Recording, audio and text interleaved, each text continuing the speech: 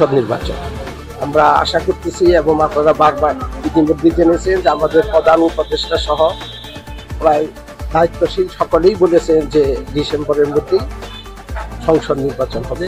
নির্বাচন কমিশনার আব্দুর রহমান এল মাসুদ জানিয়েছেন, প্রধান উপদেষ্টা সহ দায়িত্বশীল ব্যক্তিরা পরিষ্কার করেছেন যে ডিসেম্বরের মধ্যেই জাতীয় সংসদ নির্বাচন অনুষ্ঠিত হবে।